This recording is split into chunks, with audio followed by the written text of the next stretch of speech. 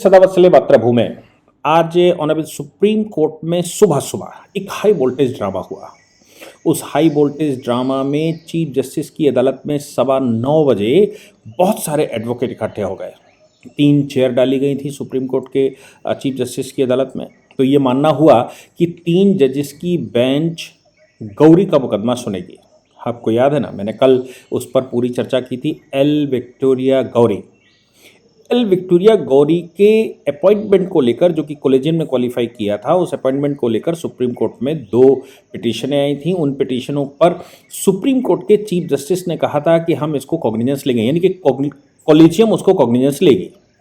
Collegium cognizance ले तो एक दो व्यवस्थाओं में अलग अलग समझते हैं। कॉलेजियम अलग है, कॉलेजियम कोई जुडिशल फंक्शन नहीं है, और इधर कोर्ट के अंदर जब पिटीशन जाएगी तो वो जुडिशल फंक्शन में होगी। इसीलिए मैं लगातार कहता आया हूँ कि कॉलेजियम जुडिशल फंक्शन चूंकि नहीं है, इसलिए कॉलेजियम एग्जीक्यूटिव फंक्शन होने के नाते वो सेपरेशन ऑफ पावर में नहीं आता। ये बात आज चरितार्थ भी करती। तो कॉलेजियम उस पर कॉग्निजेंस लेगी, ऐसा चीफ जस्टिस ने बोला था। 3 जजेस की बेंच में आज सुनवाई होनी थी। चीफ जस्टिस ने यह भी कहा था कि हम बहुत जल्दी इसकी सुनवाई करेंगे। हालांकि पहले सोमवार को पड़ने वाली थी, जब आग्रह किया गया कि कल शपथ ग्रहण है विक्टोरिया गौरी का, तो फिर उस शपथ ग्रहण से पहले सुनवाई हो। 9:15 की अनुमान आया कि लगेगा। काफी देर तक लोग खड़े रहे। उसके बाद सूचना मिली कि नहीं, 7 नंबर कोर्ट में जाएगा। तो 7 नंबर कोर्ट में 3 जजेस की फिर से बात आई कि 3 जजेस उसमें बैठेंगे। Honourable justice Gavai, honourable justice Khanna और honourable justice Sundaresh. Honourable justice Sundaresh ने रेक्यू कर लिया अपने आप को, और उन्होंने कहा कि चूंकि गौरी के अपॉइंटमेंट को लेकर जो कॉलेजियम बैठी थी उसमें मैं चूंकि मद्रास से आता हूं, इसलिए मुझसे उस पर कंसल्ट लिया गया था और मेरी उसमें सहमति थी, इसलिए मैं इस पिटीशन को नहीं सुन सकता क्योंकि मैं बायस हो सकता हूं। तो अब बचे 2। तो ऑनरेबल जस्टिस गवई और ऑनरेबल जस्टिस खन्ना की अदालत में यह मामला पड़ा। मामला जल्दी सुनवाई का दबाव था। क्यों? क्योंकि 10:30 बजे शपथ ग्रहण होना था गौरी का मद्रास हाई कोर्ट में। तो अब तो वो जस्टिस गौरी हो गई हैं। जस्टिस एल विक्टोरिया गौरी का शपथ ग्रहण शुरू हो उससे पहले सुनवाई होनी थी। कि क्या सुनवाई होनी थी?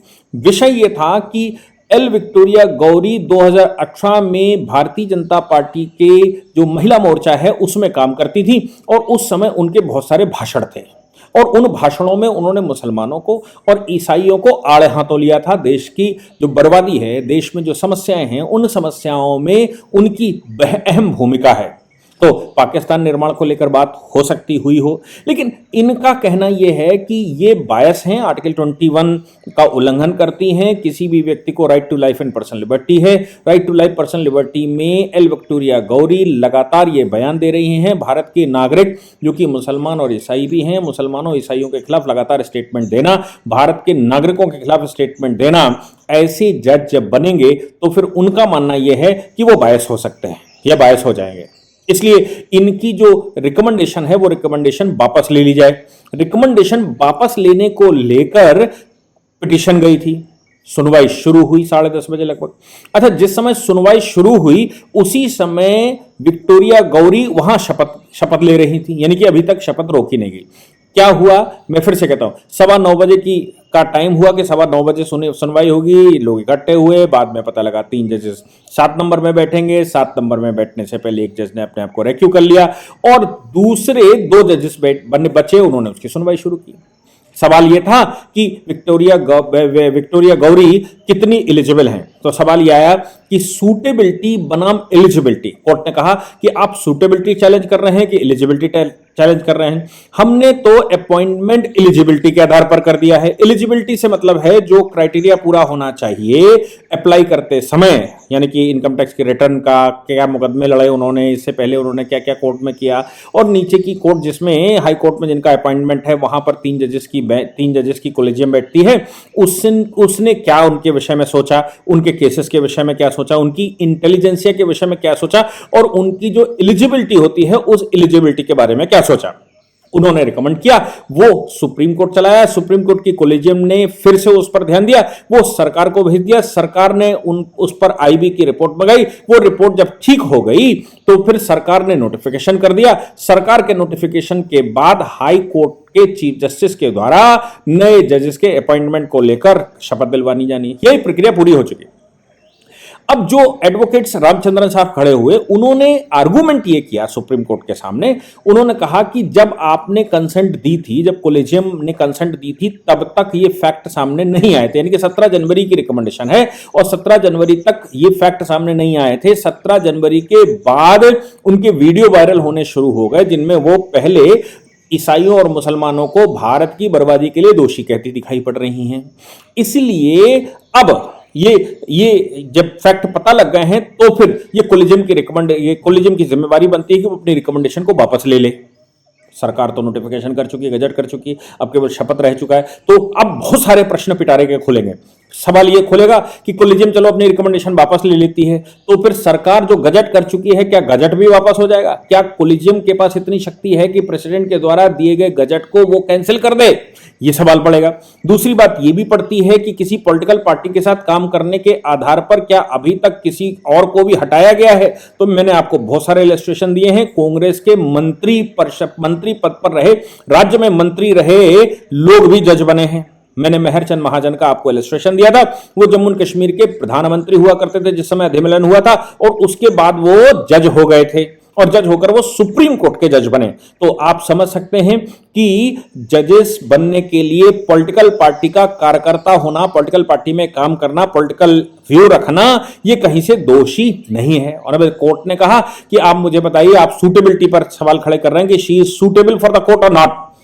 रामचंद्रन साहब ने कहा और मिस्टर ग्रोवर खड़े हुए थे, उन्होंने कहा कि नहीं, वो सूटेबिलिटी जो है वो जो सूटेबिलिटी है वो लिंक करती है एलिजिबिलिटी से। इसलिए चूंकि एलिजिबिलिटी से लिंक करती है, इसलिए एलिजिबिलिटी में भी सूटेबिलिटी देखी जानी चाहिए। कोर्ट ने कहा हमने एलिजिबिलिटी देख ली है, एलिजिबिलिटी कॉलेजियम देख चुकी है और वो प्रक्रिया पूरी हो चुकी है। इस स्टेज पर कॉलेजियम के द्वारा वापस लेना, इस स्टेज पर सुप्रीम कोर्ट के द्वारा इसकी सुनवाई करना कोई उचित कारण नहीं दिखाई देता। तो उन्होंने कहा कि साहब कॉलेजियम अपनी रिकमेंडेशन वापस ले ले। सुप्रीम कोर्ट ने कहा, सुप्रीम कोर्ट के दो जजों ने कहा कि कॉलेजियम को हम डायरेक्शन नहीं दे सकते, हमारे पास इतनी शक्ति नहीं है हम कॉलेजियम को डायरेक्शन दे सकें। कॉलेजियम अपना निर्णय स्वतंत्रता से लेती है, हम केवल सुनवाई कर सकते हैं कि एलिजिबिलिटी है कि नहीं है, और इस स्टेज पर सिर्फ एलिजिबिलिटी देखी जा सकती है, सूटेबिलिटी तो हम तब देखेंगे जब परमानेंट करेंगे। तो उन्होंने कहा कि अभी तो किसी भी जज का अपॉइंटमेंट जब पहली बार होता है तो फिर वो कंफर्म अपॉइंटमेंट नहीं होता है, वो अपॉइंटमेंट तो प्रोबेशन पर होता है, और प्रोबेशन पर उनके जो जजमेंट आते हैं, प्रोबेशन पर जो उनका बिहेवियर रहता है, प्रोबेशन पर जो उनकी सुनवाई रहती है, उस सुनवाई के दौरान कुछ पता लगता है, कुछ ऐसे फैक्ट सामने आते हैं कि वो एलिजिबल, वो सूटेबल नहीं है, तो फिर कॉलेजियम उस स्टेज पर रिकमेंडेशन उनकी वापस ले लेती है और वहां से उनके अपॉइंटमेंट को रोक दिया जाता है, यानी कि उनको कंफर्म नहीं किया जाता।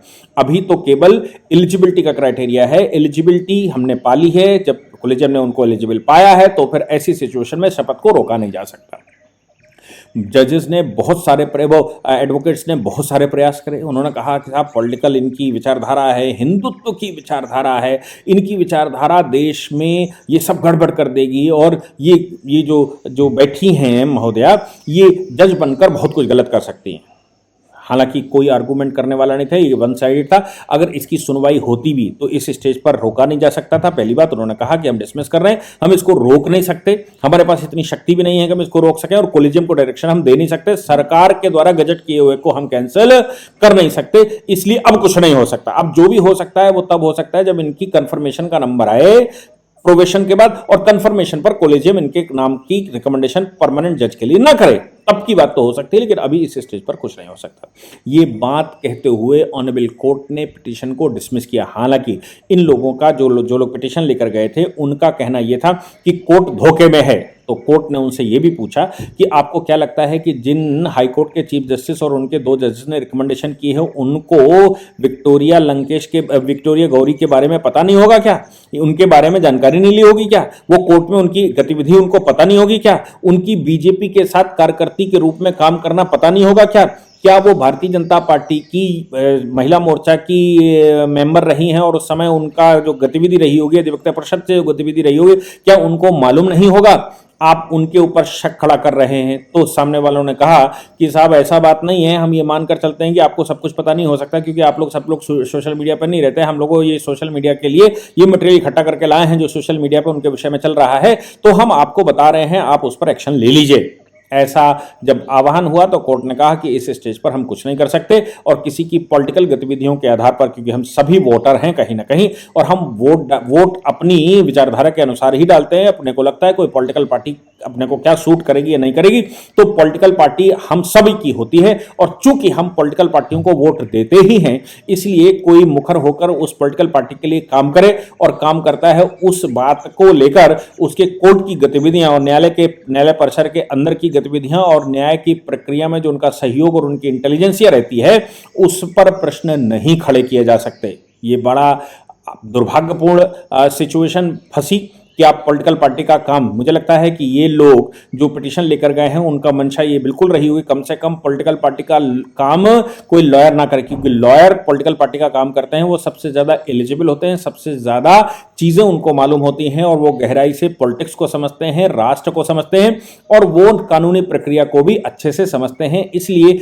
लॉयर्स किसी पार्टी के पास ना जाएं या लॉयर्स को रोका जाए, ये एक प्रयास रहा होगा। हालांकि कोर्ट ने इस समय उसको कर दिया। साथ में अब देखिए आर्गुमेंट करते समय इन्होंने ये भी आर्गुमेंट किया कि साहब चीफ जस्टिस ने तो कहा है कि हम कॉग्निजेंस लेंगे और आप कॉग्निजेंस नहीं ले रहे हैं, तो चीफ जस्टिस का जो कोलेजियम का बयान है उसके आप परे जा रहे हैं, आप चीफ जस्टिस के परे जा रहे हैं, आप चीफ जस्टिस के बयान के विरुद्ध जा रहे हैं। तो कोर्ट ने कहा कि चीफ जस्टिस को हम कोई डायरेक्शन नहीं दे सकते, हम कोलेजियम को कोई डायरेक्शन नहीं दे सकते, कोलेजियम अपना काम अपने स्तर पर करेगी, हम तो केवल ये सुनवाई कर सकते हैं कि वो एलिजिबल हैं या नहीं है, आपके जो ग्राउंड्स हैं वो ग्राउंड वैलिड हैं कि नहीं है। हमें लगता है कि इस स्टेज पर कोई ग्राउंड वैलिड नहीं है, इसलिए इस पिटीशन को डिसमिस किया जाता है। मुझे लगता है कि ऑनरेबल सुप्रीम कोर्ट ने सुनवाई करते समय, और इन लोगों का कहना है कि जबरदस्ती डिले सुप्रीम कोर्ट ने किया है क्योंकि ये मानना था कि 10:30 बजे शपथ होगी और कोर्ट ने 10:30 बजे सुनना शुरू किया। जब तक कोर्ट कोई डिसीजन पर पहुंचता, क्योंकि 20 मिनट प्रोसीडिंग चली,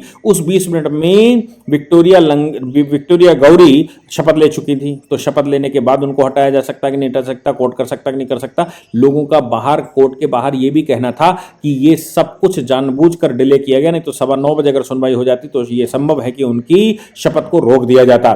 लेकिन सुनवाई ही 10:30 बजे अपने प्रोसीजरल टाइम से शुरू हुई और दूसरा जब वो कोर्ट में लगी थी तो उस समय 36 या 37 38वां नंबर था। 38वें नंबर का मतलब है कि दोपहर के बाद आती और दोपहर के बाद आता, इसलिए सुबह सुबह जल्दी मेंशनिंग करने का और जल्दी सुनवाई करने का प्रयास किया जा रहा था, जो कि सफल नहीं हो पाया और फाइनली एल विक्टोरिया गौरी ने शपथ ले ही ली और वो हाई कोर्ट की अस्थायी जज के रूप में विराजमान हो गई। जय हिंद, जय भारत, वंदे मातरम।